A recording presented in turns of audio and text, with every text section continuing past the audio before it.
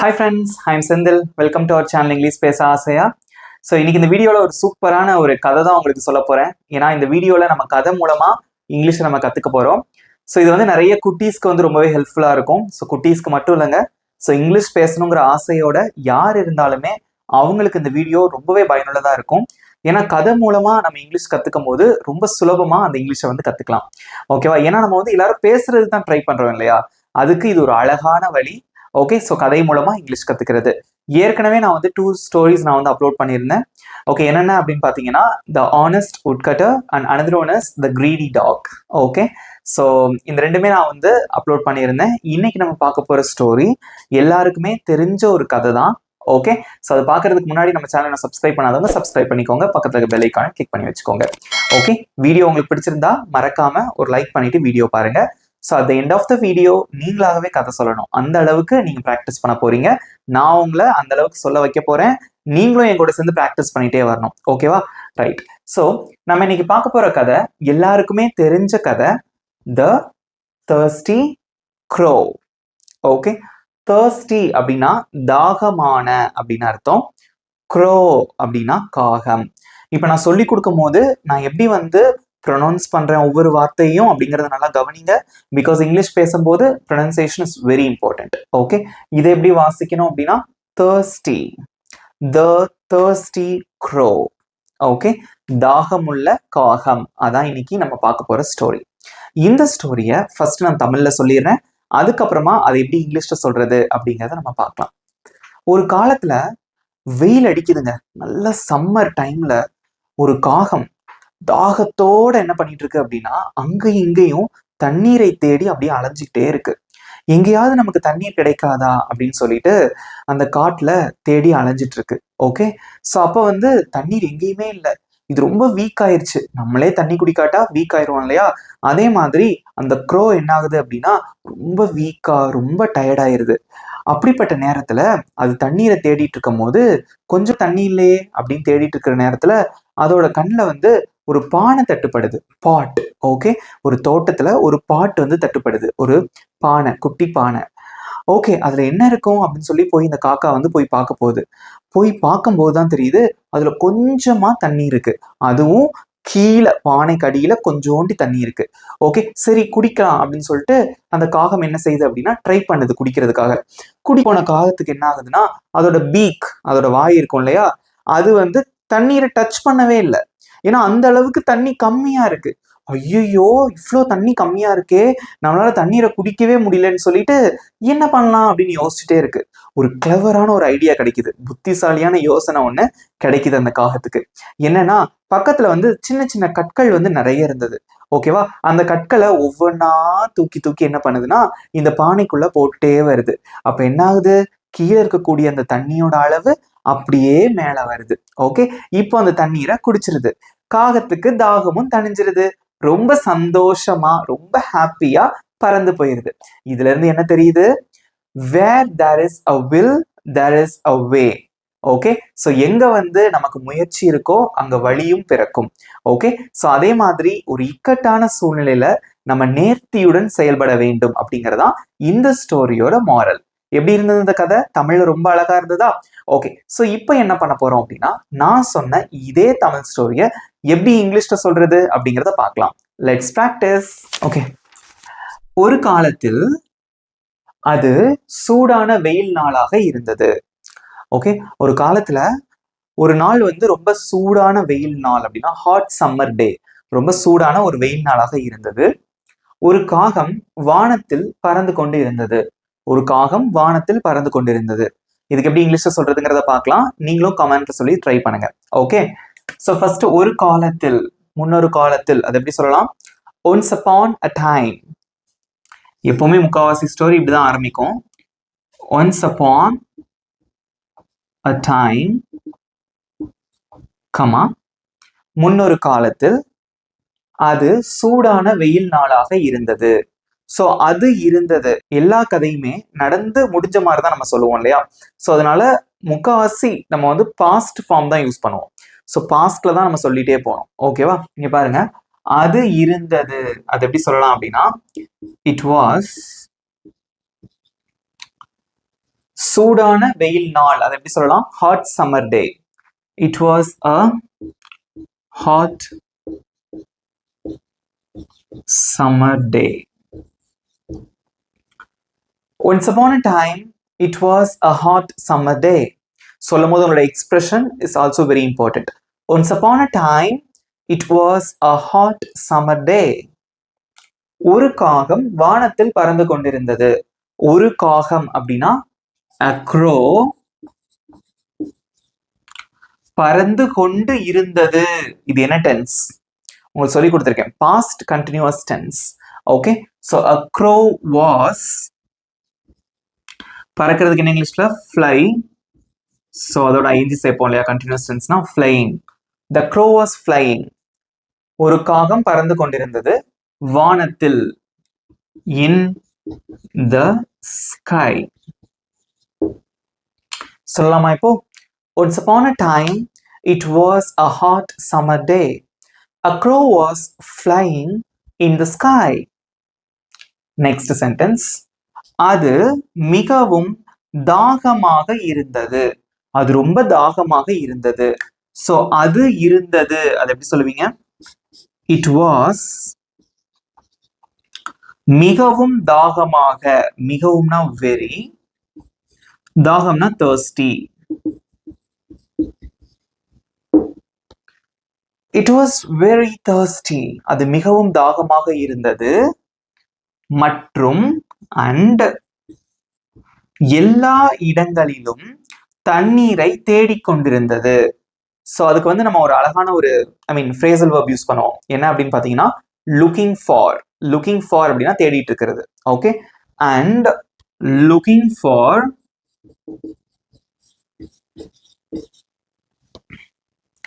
தண்ணீரை, looking for water. looking for water, எல்லா இடங்களிலும், everywhere.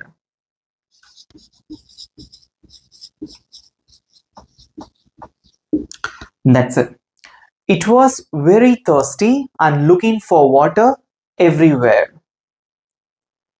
காகம் இங்கும் அங்கும் பறந்தது. காகம் இங்கும் அங்கும் பறந்தது தண்ணீரை தேடி. ஓகே, ஸோ காகம் அப்படின்னா the crow, பறந்தது அப்படின்னு இருக்கு, பாஸ்ட், சிம்பிள் பாஸ்ட் டென்ஸ். பறக்கிறதுக்கு இங்கிலீஷ்ல fly, அதோட past form flew. The crow flew, spelling பார்த்துக்கோங்க, flew. இங்கும் அங்கும், இங்கும்னா here, அங்கும்னா there. இங்கும் அங்கும்னா here and there அப்படின்னு சொல்லணும். The crow flew here and there. ஆனால் அது எந்த நீரையும் கண்டுபிடிக்க முடியவில்லை. ஓகே, so ஆனால், but அது, it, முடியவில்லை அப்படின்னா couldn't. couldn't அல்லது could not அப்படின்னு சொல்லலாம். it couldn't கண்டுபிடிக்கிறதுக்கு என்ன இங்கிலீஷ்ல? find. it couldn't find, அதனால் கண்டுபிடிக்க முடியவில்லை. எந்த நீரையும், any water.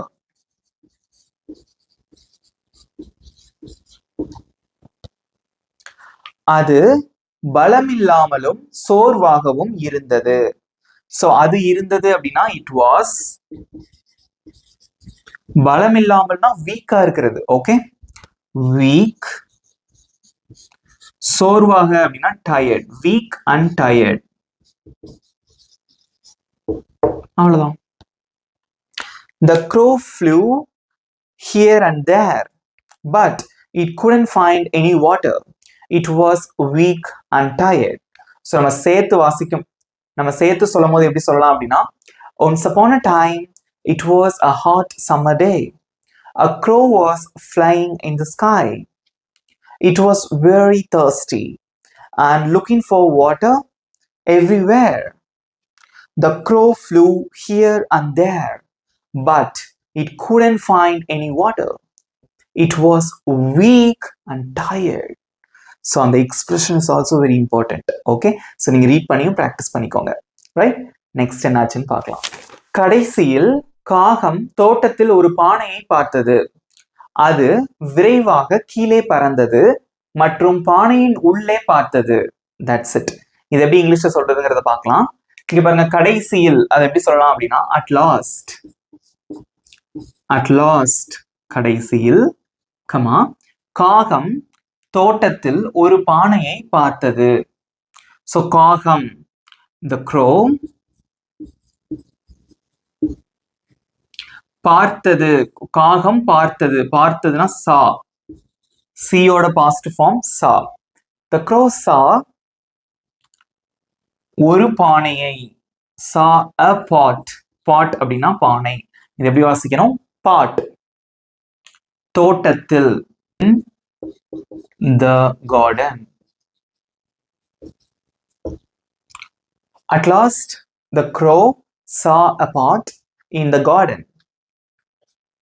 அது விரைவாக கீழே பறந்தது. அது விரைவாக கீழே பறந்தது. ஸோ அது அப்படின்னா இட். ஸோ நீங்களும் ஆன்சர் பண்ணிட்டே வாங்க, தெரிஞ்சளவு முயற்சி பண்ணுங்க. ஓகே, ஸோ இட் குயிக்லி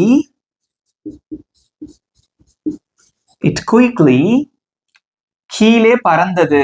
விரைவாக அப்படின்னா குயிக்லி போட்டாச்சு. ஸோ கீழே பறந்தது. பறந்தது, பறக்கிறதுக்கு ஃப்ளை, அதோட பாஸ்ட் ஃபார்ம் ஃப்ளூ. கீழேனா டவுன், ஃப்ளூ டவுன்.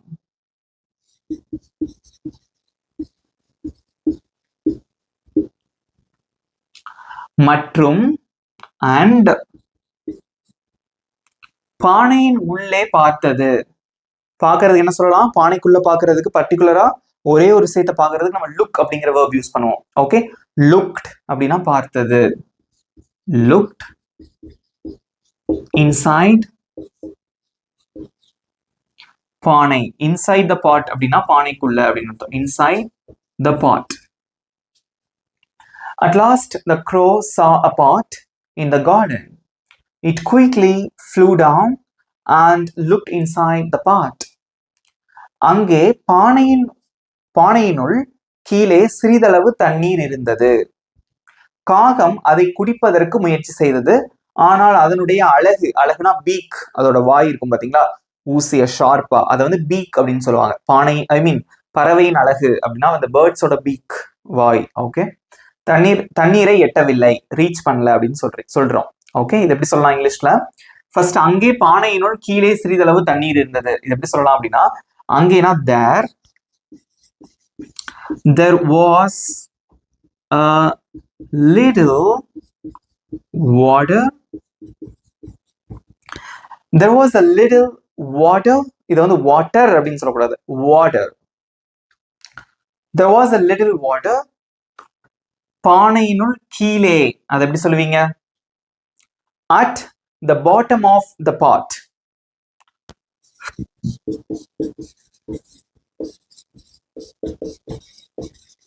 Bottom அப்படின்னா கீழேன்னு அர்த்தம். Bottom of the pot, அந்த பானையினுள் கீழே. So bottom of the pot. Okay, there was a little water at the bottom of the pot. காகம் அதை குடிப்பதற்கு முயற்சி செய்தது. காகம் முயற்சி செய்தது, அதை எப்படி சொல்லலாம்? The crow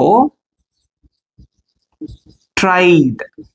எல்லாமே பாஸ்ட்ல தான் இருக்கணும். Okay, the crow tried. காகம் முயற்சி செய்தது. எதுக்கு? அதை குடிப்பதற்கு. குடிப்பதற்கு அப்படின்னா to drink.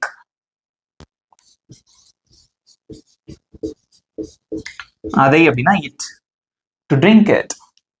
There was a little water at the bottom of the pot. The crow tried to drink it. Okay, ஆனால், but, அதனுடைய அழகு, its beak. அதனுடைய அப்படின்னா its, அழகு, பறவையின் அழகு அல்லது வாய், அதுக்கு எப்படி சொல்லுவீங்க? beak. இதெல்லாம் வந்து புது வார்த்தைகளா இருந்தா கத்துக்கோங்க. beak. its beak தண்ணீரை எட்டவில்லை, எட்ட முடியவில்லை. ஓகே, எட்டவில்லை அப்படிங்கிறத விட எட்ட முடியவில்லை அப்படின்னு கூட வச்சுக்கோங்க. அப்ப எப்படி சொல்லுவீங்க? It's peak could not. முடியவில்லை அப்படின்னா could not. Could not reach, எட்ட முடியவில்லை. தண்ணீரை, could not reach the water. That's it.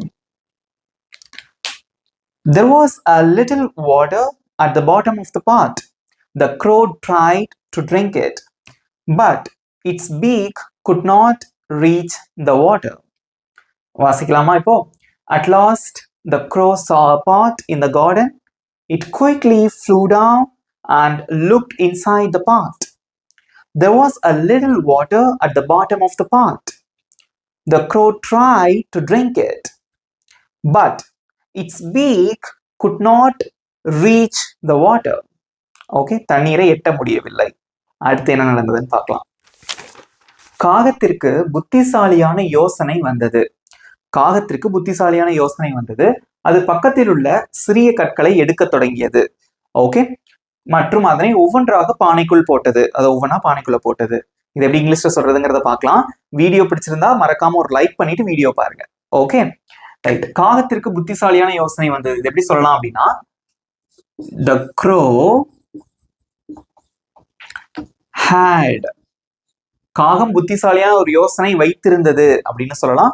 புத்திசாலியான யோசனை வந்தது, ரெண்டுமே ஒண்ணுதான். Okay, so the crow had, புத்திசாலியான யோசனை, a clever idea. The crow had a clever idea. cleverனா புத்திசாலியான அர்த்தம். so the crow had, காகம் வைத்திருந்தது, a clever idea, ஒரு புத்திசாலியான யோசனை. அது பக்கத்தில் உள்ள சிறிய கற்களை எடுக்க தொடங்கியது. இது எப்படி சொல்லலாம் அப்படின்னா, அது அப்படின்னா இட், தொடங்கியது, அது தொடங்கியது. so it started, எல்லாமே பாஸ்ட்ல தான் வருது பாருங்க.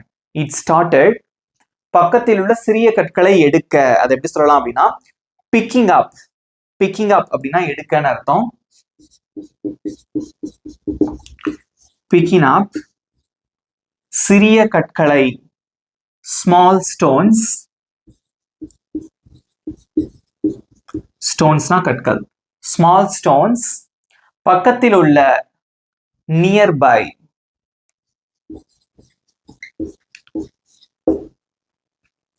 The crow had a clever idea. It started picking up small stones nearby. மற்றும் அதனை ஒவ்வொன்றாக பானைக்குள் போட்டது. மற்றும் அப்படின்னா and, அதனை ஒவ்வொன்றாக பானைக்குள் போட்டது. இது எப்படி சொல்லலாம் அப்படின்னா, dropped them. droppedனா போடுறது. ஓகே, போட்டது அப்படிங்கிறதுனால நம்ம dropped அதோட பாசிட்டிவ் ஃபார்ம் யூஸ் பண்ணியிருக்கோம். dropped themனா அவைகளை, அவர்களை, அவைகளை, ரெண்டுக்குமே நம்ம them தான் யூஸ் பண்ணுவோம். ஓகே, so dropped them, அவைகளை போட்டது. எதுக்குள்ள? பானைக்குள்ள. அது எப்படி சொல்லுவீங்க? dropped them into the pot. into the pot, ஒவ்வொன்றாக, one by one. That's it. Okay, so the crow had a clever idea. It started picking up small stones nearby and dropped them into the pot one by one. ஒவ்வொன்றா வந்து போட்டது. Next, மெதுவாக தண்ணீர் மட்டம் உயர்ந்தது. கல்ல போட போட கொஞ்சம் கொஞ்சமா தண்ணீர் மட்டம் உயர்ந்தது. அது எப்படி சொல்லுவீங்க? மெதுவாகனா ஸ்லோலி, கமா தண்ணீர் மட்டம் உயர்ந்தது. இது எப்படி சொல்லணும் அப்படின்னா, தண்ணீர் மட்டம் அப்படின்னா the water level. தண்ணீர் மட்டம் உயர்ந்தது. ஓகே, உயர்றதுக்கு வந்து ரைஸ் அப்படின்னு சொல்லுவோம். ரைஸ். ஓகே, அதோட பாஸ்ட் ஃபார்ம் ரோஸ். ரோஸ் அப்படின்னா உயர்ந்தது. The water level rose. Slowly the water level rose. காகம் சந்தோஷமாக இருந்தது. பார்த்தோன்னா சந்தோஷமாயிருச்சு. ஓகே, இது எப்படி சொல்லுவீங்க? காகம் சந்தோஷமாக இருந்தது. The crow was happy. காகம் சந்தோஷமாக இருந்தது. மற்றும் and, தண்ணீரை குடித்தது. குடிக்கிறதுக்கு இங்கிலீஷ்ல drink, அதோட பாஸ்ட் ஃபார்ம் drank. தண்ணீரை, the water. Slowly the water level rose. The crow was happy and drank the water. காகம் சந்தோஷமாக பறந்து சென்றது. ஓகே, so காகம் அப்படின்னா again the crow பறக்கிறதுக்கு என்ன இங்கிலீஷ்ல fly, அதோட positive form flew. flew away. flew awayனா பறந்து செல்றது. ஓகே, சந்தோஷமாக happily. அவ்வளவுதான். The crow flew away happily. ஈஸியா இருந்ததா? ரொம்ப சிம்பிளா இருக்கு இல்லையா? இப்போ நம்ம என்ன பண்ண போறோம்னா, உங்க எல்லாருக்குமே தெரியும். ஸோ இந்த ஸ்டோரியை ஃபுல்லா நம்ம இங்கிலீஷ்ல கத்துக்கிட்டோம். ஸோ இதை மொத்தமா நான் போர்டில் எழுதி போட போறேன். ஸோ அதை வச்சு நம்ம ப்ராக்டிஸ் பண்ண போறோம். ஸோ நம்ம வந்து நிறைய டைம் நம்ம ப்ராக்டிஸ் பண்ணியிருக்கிறதுனால இது உங்களுக்கே தெரிஞ்சிருக்கும். ஓகே, ஸோ அதனால வந்து நீங்களாவே அதை சொல்ல ட்ரை பண்ணுங்க. பிகாஸ் அது அந்த அளவுக்கு ரொம்ப ஈஸியா இருக்கும். ஓகேவா? இதை ஒரு தடவை வாசிச்சிடலாம். ஓகே, நீங்களும் அப்படியே கூட சேர்ந்து வாசிங்க. அடுத்து நம்ம அதை ப்ராக்டிஸ் பண்ணலாம்.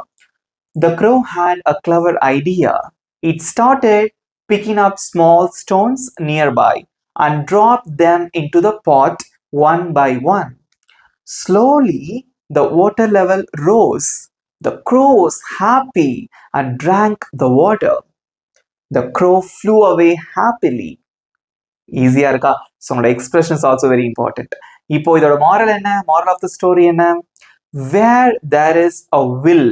வில்னா என்னது? நம்ம செய்யக்கூடிய அந்த முயற்சி இருந்தால் தேர் இஸ் அ வே, அங்க வழி உருவாகும். அங்கதான் வழி இருக்கு.